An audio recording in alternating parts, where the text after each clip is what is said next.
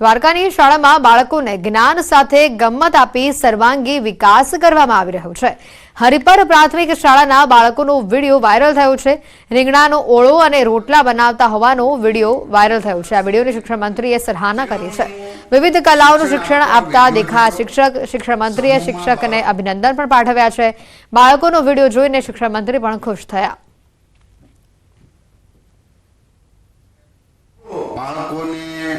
खूब सुंदर प्रवृत्ति जीवनलक्षी जेने कहेवाय ने केळवणीनुं शिक्षण आपतो आ विडियो जोयो।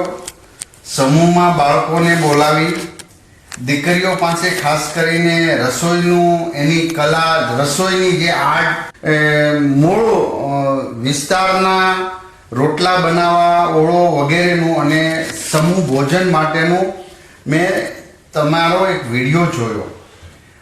तमारू आ कल्याणपुर तालुकानो हरिपरा प्राथमिक शाळा नो आ विडियो छे देवभूमि द्वारकानो। मने आनंद थयो।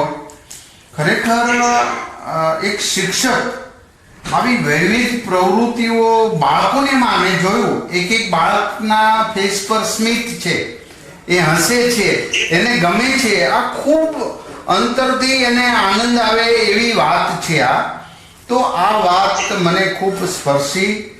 बाजरीना रोटला घड़े छे, રીંગણના ઓળા બનાવે છે અને સાથે બેસીને આખી સ્કૂલ બાળકોને જમાડે છે। આવો વિડિયો એક વાયરલ થયો છે અને આ જોઈ આપણા ગુજરાતના શિક્ષણ મંત્રી શ્રી પ્રફુલ પાનસેરિયા સાહેબે ખૂબ જ આ વિડિયોની સરાહના કરી અને ખુદ પોતે સ્કૂલમાં વિડિયો કોલ કરી બાળકો સાથે અને શિક્ષકો સાથે એક સરસ મજાનો વાર્તાલાપ કર્યો। અમદાવાદના સેટેલાઇટ વિસ્તારમાં મહેક ટ્રસ્ટે 20 ડિસેમ્બરે વાર્ષિક મહોત્સવનું આયોજન કર્યું હતું અને આ પ્રસંગે મેયર પ્રતિભા જૈન સહિત અન્ય કોર્પોરેટર પણ ઉપસ્થિત રહ્યા હતા।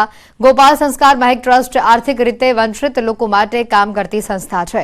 મહિલા સશક્તિકરણ કાર્યક્રમના ભાગરૂપે મુખ્યત્વે ઘરકામ, કચરો વીણનાર, મજૂરી કામ કરીને ગુજરાન ચલાવતી મહિલાઓને આર્થિક રીતે સક્ષમ બનાવવા પ્રયાસ હાથ ધરવામાં આવે છે। પ્રધાનમંત્રીના સ્વચ્છતા અભિયાનમાં સહયોગ આપનાર 500 જેટલી મહિલાઓને આર્થિક રીતે મદદરૂપ બની શિક્ષણ, આરોગ્ય તથા જીવન જરૂરિયાતની વસ્તુઓ માટે લોન પૂરી પાડવાનું કાર્ય આ ટ્રસ્ટ કરે છે। આર્થિક રીતે વંચિત મહિલાઓને મદદરૂપ થવા અર્થે સિલાઈ મશીનનું વિતરણ પણ કરવામાં આવ્યું હતું। ઉપરાંત સંસ્થાના બાળકો માટે પેઇન્ટિંગ કોમ્પિટિશનનું પણ આયોજન કરવામાં આવ્યું હતું। તેમને કપડાનું વિતરણ પણ કરવામાં આવ્યું। આ વાર્ષિક કાર્યક્રમમાં અનેક મહેમાનો પણ ઉપસ્થિત રહ્યા હતા। ઉપરાંત પ્રવૃત્તિ 365 દિવસ અવિરતપણે આ સંસ્થા કરી રહી છે। 50,000 કુંડાનું વિતરણ, 1 લાખ લોકોને જમાડવાનું હોય, પછી દરરોજ 150 બાળકોને જરૂરિયાતમંદ બાળકોને ભણાવવાનું, આવા અનેક કાર્યો જે આપણે અત્યારે સમય ઓછો છે પણ એવી 45 જાતની વિવિધ પ્રવૃત્તિઓ આ સંસ્થા દ્વારા થઈ રહી છે।